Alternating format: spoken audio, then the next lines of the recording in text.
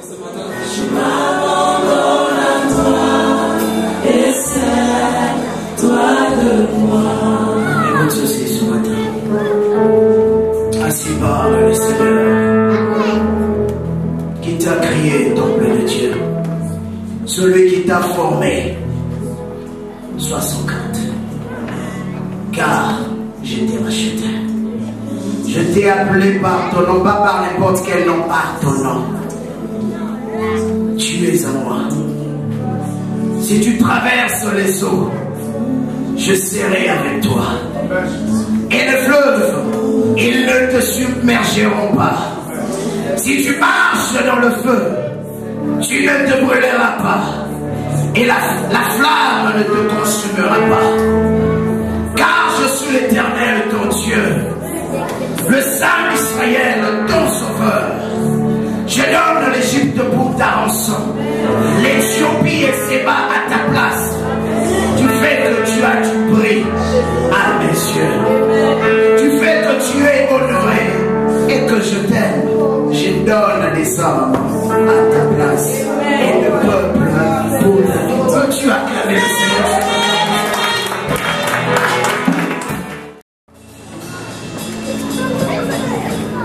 Amen. Nous pouvons être en place. Bénissons le Seigneur ce matin. Je vous salue tous et je suis dans un privilège de me retrouver une fois de plus devant vous ce jour, car je crois que le Seigneur a quelque chose de bon pour nous ce matin. Amen. Ce matin, pendant que je venais, j'avais préparé un message pour partager avec vous pendant que j'étais assis derrière. Le Seigneur me donne un autre message. Alors, c'est ça que nous allons partager ce matin. Vous savez, depuis un certain temps, quand vous observez la façon dont le monde est en train d'être conduit, vous comprenez que il y a des choses qui sont en train de se passer dans la sphère spirituelle que nous, en tant que peuple de Dieu, nous devons saisir. Jésus-Christ pose la question et dit, si vous n'êtes pas capable de comprendre la réalité de la nature, comment serez-vous capable de comprendre la réalité des choses d'en haut? Il y a quelqu'un qui m'a appelé ce matin, qui m'a beaucoup fait rire pendant que j'étais dans mon bureau. Il m'appelle les États-Unis et me dit, mais allô, c'est qui au téléphone? Tu appelles mon téléphone, tu me poses encore c'est qui au téléphone? Alors là, il commence à rire, il dit, mais toi tu es encore sur terre. Oui. Je croyais que tu étais enlevé. Moi j'ai dit, mais enlevé pourquoi? Il dit, mais il y a l'un de vos collègues ici qui a dit que hier c'était la fin du monde, l'enlèvement. Mais qu'est-ce que toi tu fais encore sur terre? Moi j'ai dit, non. Cet homme-là et ses adeptes ont mal la parole de Dieu. Alors il dit, non, tu es où? Moi j'ai dit, non, je suis à l'église. Il dit, les gens de ton église aussi sont encore là.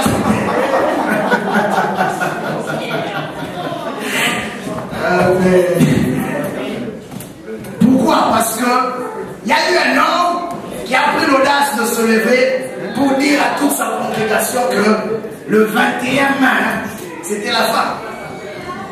Selon le calendrier, selon ses calculs. Et ce qui a fait que tous les membres de l'église se sont mobilisés, pauvres gars. Ils ont même pris leur compte en banque, vidé pour ramener dans l'église. Comme si c'est ça que la Bible nous enseigne. Et finalement, je crois que, arrivé le 22, beaucoup commencent à réfléchir et je crois qu'on va entendre qu'il y a plusieurs qui ont eu des crises cardiaques. Je me suis posé la question, même au travail, tout le monde me posait la question en me disant, qu'est-ce qui se passe avec votre collègue? J'ai dit, ça c'est lui. Ce n'est pas ce que la Bible dit. Parce que Jésus-Christ a parlé en ce terme. Il a dit, quand vous verrez tous ceux qui arrivent sur la terre arriver, comprenez que le Fils de l'homme est à la porte. Mais ça ne veut pas dire qu'il est déjà entré. Amen. Et il ajoute, il dit que cela ne sera que le début du commencement. Et il dit, personne ne connaît ni le jour, ni l'heure. Et ça m'étonne que cet homme a eu l'audace de dire que le 21 mai, c'était la fin. Et le calcul dit qu'il y aura un grand tremblement de terre qui va frapper la terre pendant 24 heures. Et à compter du 21 jusqu'au 21 octobre, qui fait 153 jours, la terre va disparaître complètement. Alors hier, j'ai cherché un tremblement de terre. J'ai roulé dans ma voiture partout, jusqu'à aller jusqu'à Saint-Hubert. J'ai pas vu les tremblements de terre. Et ce matin, je nous retrouve encore ici en bonne santé. Alors je me pose la question, le tremblement de terre a eu, ou peut-être c'est une autre terre que nous ne connaissons pas. Pourquoi je vous dis ceci ce matin? C'est pour vous emmener à comprendre bien les que Jésus-Christ a dit, il arrivera un temps où les gens se lèveront et diront que Christ est ici. Plusieurs iront vers ces personnes. Plusieurs vont prendre la même écriture, la même parole que nous lisons, la même parole que nous prêchons, et vont la transformer pour leurs propres intérêts. Mais malheureusement, ce qui se passe, ce qui m'a beaucoup fait mal, c'est de voir même ceux qui se disent connaître le Seigneur Jésus-Christ emprunter ou emboîter le pas d'une personne qui ne se base même pas par rapport à ce que la Bible dit. Parce qu'il a voulu peut-être exprimer ses émotions d'une certaine manière à un vieux de 79 ans. Il sait peut-être qu'il va mourir d'ici ou demain. Et en train d'embarquer les gens dans un mouvement. Et il n'est pas seul, bien aimé. Il y en a plusieurs. Mais ce que je veux partager avec vous ce matin, c'est pour vous emmener à comprendre une réalité. L'église, quand nous venons ce matin, quand nous venons à chaque fois que nous avons réunion, c'est pour notre instruction, bien aimé. Amen. Ne prenez jamais les choses pour acquis. Mais apprenez toujours à aller relire, à méditer sur ce que vous écoutez. Voilà pourquoi ici j'aime toujours répéter, j'aime voir les chrétiens comme les Bériens. Des gens qui n'étaient pas là juste à gober n'importe quoi, mais des gens qui prenaient la peine. Oui, on nous a prêché ça ce matin. Mais par rapport aux Écritures, est-ce que ça concorde? Vous savez, quelque chose peut sembler bonne, mais est-ce qu'elle est nécessairement vraie? C'est ça la différence. Elle est bonne à entendre, mais est-ce qu'elle est vraie? Et c'est ça l'appel de Dieu pour son Église. Pourquoi Jésus-Christ prenait souvent les exemples de la nature pour enseigner le peuple? C'est parce qu'il voulait ramener le peuple à comprendre une chose. Que la nature que nous voyons n'existe pas sans qu'il y ait eu quelque chose au niveau spirituel. En fait, en d'autres termes, la nature est le reflet ou la reproduction de ce qui a été dans le spirituel. Et Dieu se sert de tout ce qui est de la nature pour nous enseigner. Quelqu'un m'écrit encore, je n'aurais partagé ça avec vous ce matin. Il me dit, mais pasteur, pourquoi vous dites que sers-toi de moi? Parce que la Bible dit que nos vies sont entre les mains de Dieu, n'est-ce pas? Il dit, mais tu ne trouves pas que si il faudrait parler de sers-toi de moi, vous ramenez l'adoration dans vos sentiments. Et logiquement parlant, si quelqu'un a besoin qu'on le sert, il doit aller auprès de sa femme, auprès de ses enfants. J'ai dit, là tu viens de soulever un bon point. J'ai refusé d'aller dans la Bible avec lui. Je lui ai juste donné un exemple biblique. Je lui ai dit, bien aimé, tu sais pourquoi Dieu représente l'Église comme étant une femme? Pourquoi? Je lui ai dit, toi tu es marié, mais pourquoi tu as besoin encore de dire à ta femme que je t'aime? Puisqu'elle sait que tu l'aimes déjà, non? Le jour du mariage, tu avais fait un engagement solennel devant tout le monde, devant Dieu et devant les hommes, et tu as dit, je serai avec toi jusqu'à la fin de mes jours. Mais pourquoi tu dois répéter encore à ta femme, ou ta femme te répéter encore, je t'aime, bien que tu sais déjà qu'elle t'aime ou il t'aime? Et je l'ai ramené encore à une autre chose. J'ai dit, quand nous adorons Dieu, n'est-ce pas, nous le disons que nous l'aimons? Mais penses-tu que Dieu ne sait pas si tu l'aimes ou tu ne l'aimes pas? Dernièrement, je parlais d'Abraham. La Bible dit que Dieu a emmené Abraham à un test. Il dit, sacrifie-moi ton fils, celui que tu aimes de tout ton cœur, ton unique. C'était difficile pour Abraham de le faire parce qu'il savait que c'était un cadeau de Dieu. Dieu l'a appelé le fils de la promesse. Mais Dieu va redemander le même fils de la promesse.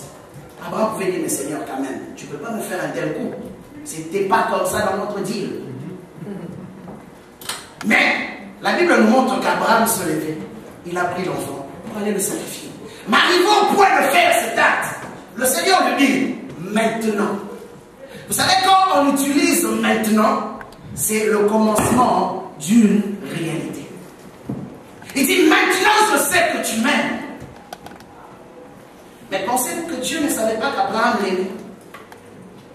Amen. Pensez-vous que Dieu n'était pas au courant qu'Abraham l'aimait? Mais pourquoi Dieu devait emmener Abraham dans ce texte? Alors je dis, va relire encore Cantique de Cantique. Ce livre-là n'a pas été mis dans la Bible au hasard. En réalité, quand nous parlons de l'adoration, c'est une relation amoureuse, c'est une relation d'intimité. Et la personne avec qui tu es en intimité ou en relation, il aime toujours qu'à chaque fois, tu lui répètes des paroles qui vont faire la joie de son cœur. Sinon, Dieu n'allait jamais nous demander de l'adorer ou de le louer. Pourquoi la Bible dit que Dieu siège au milieu de la louange de son peuple? Penses-tu que quand toi tu dis que Dieu est grand, c'est ce qui fait de Dieu grand? Non. Non. Il a déjà été grand. C'est pas parce que tu as dit que tu es assis sur ton trône, c'est ce qui va faire que Dieu puisse maintenant s'asseoir sur son trône. Il a toujours été sur son trône. Moi j'ai dit bien aimé, il faudrait éviter vos idéologies. Tu as une conception de l'adoration dans ta tête et tu veux faire en sorte, tu veux emmener tout le monde à penser comme toi tu penses. Sinon, je crois aujourd'hui que l'Église, quelqu'un m'a dit encore, avant d'aller là, m'a dit une phrase que j'ai beaucoup aimée. Il dit, bien aimé, quand vous vous mariez, vous devez voir votre femme comme Christ voit l'Église. C'est ce que la parole dit, non? Mais dites-moi, combien de fois l'Église fait des choses qui ne sont pas correctes?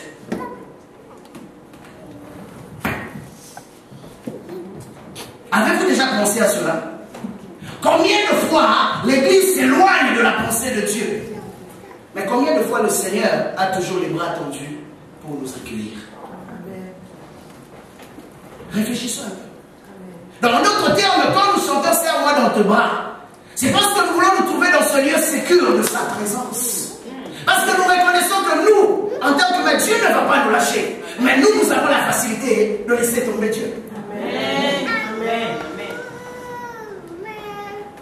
Et aujourd'hui, si Dieu nous considère comme étant une femme, Dieu connaît que nous sommes des hommes appelés à faillir.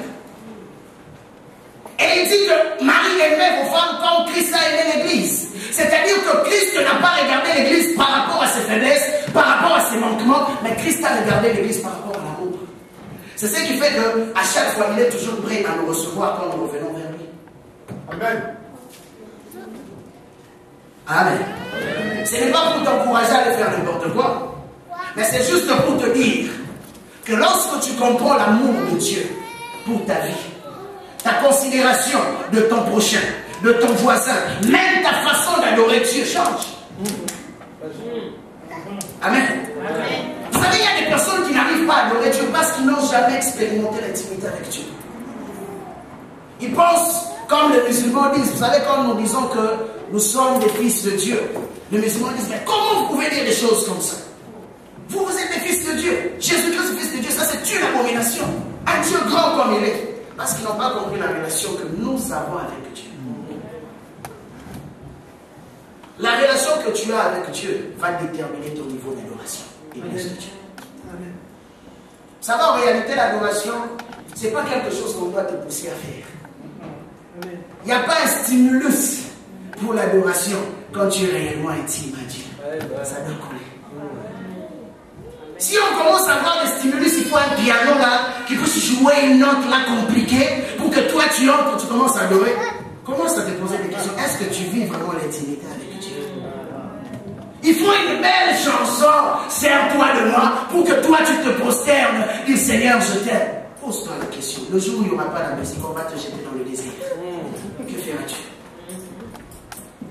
David a dit, même dans un lieu aride, je cherche ta face. Amen. Amen. Mais une chose est sûre, bien aimé, comprenez que c'est seulement ceux qui sont